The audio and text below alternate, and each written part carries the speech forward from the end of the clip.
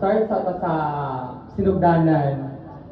When I first enter SPC, nagajit ka ng murag wala expectation. Ay kanang wala ko nag-expect ng mga moments, mga nakitabo sa ko ang life. And then there was this one girl, just karon, Sharpay, and nag ano jud like nagiling stood up dito like siya jud ang naging ate gid na ko all throughout this grade 11 journey. And then, to clarification lang po, kabalo ko nga some of you nga, una-una, kay napo isa po kasi senior nga, naging sa ko nga, same Badamig province ni Ate Sharp. Kay first day pa lang ata or marag pila pa lang ka weeks, close na jud milay ka nang, ana na ginama mo ang band ba ato.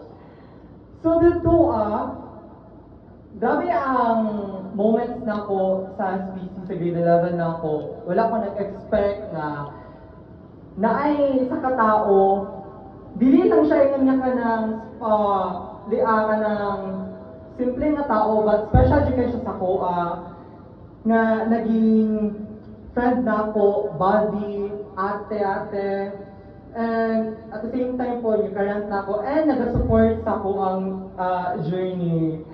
Thank you so much for your generosity, kindness, and sa imuhang gihatag sa ko ang kanang encouragement. Labo na tong when I nag-run ko for sa Ligan, pero although wala pa jud sila kabalo gyud nga unsa jud ang gikanan. Even siya nga wala siya kabalo unsa jud akong gikanan nato. Pero kabalo siya unsa jud na nasa ko ang heart and gisuportahan jud ko niya all the way ato. Karong even chapter ni mo, gosh, legal na ka. So, di na ka baby. Nauna pa ganyan ko sa'yo pero na ka baby. I wish you all, nothing but best, Jude. Dagan magmahitabo sa imuhang journey and di matakabalo, wala matakabaloan na, Jude, no? What lies ahead of us, sa imuha.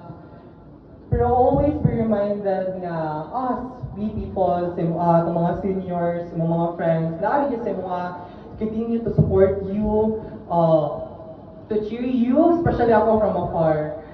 Thank you so much, Jude, for being one of the most precious thing na nahitabo dito sa ako ang grade 11 journey, Jude. Siguro, wala kong, dili na ko ma-imagine ang ako ang journey kay dagat tag-agian yun. From LTS, from General Assembly ata, to like katong first at nga kuan kay take note ha, ang wala ko kabalo nga pisa si Sharpie Jaom. Sorry.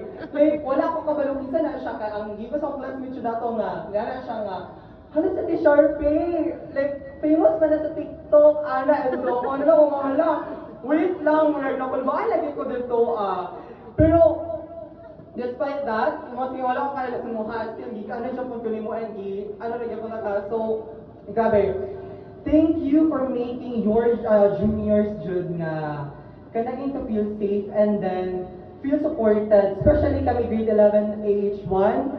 Grabe may ka-proud nga ang among senior ka isa sa mga, ay among senior ka ikaw. Gahol, how sa leadership, how mag-public speaking, how mo yap, just as sir. And then nandun po na kay God-oriented, as you take your journey sa other schools, sa Blue School ba to, ako na dunggan, mag-start man ka as freshman, no? Baby na po kabalik, junior na po kabalik. I hope nga continue nimo ang mas imong gibuhat sa mo as your junior. Nga, dili ni ka nang ingon nga ma-awkward, dili ni ingon nga talaga ni murag, junior lang ni, o junior lang mo, kami senior mi, ganun na gold. Always nimo nga ikonsilahan nga, i-embrace jud ang ang environment, and then, to feel nga ka na ganing supported sila all throughout silang journey. Pero freshman pa magkaan, I hope sa mga seniors po, kay inatuan po kasi mo ang gibuhat sa amoa. So, to end my speech, na ako ay isa ka another line. Di kasi mong favorite song sa Saranggola. So, Saranggola ay lilipad sa kahel na kalangitan, Paalam na nga ba sa ating nakaraan?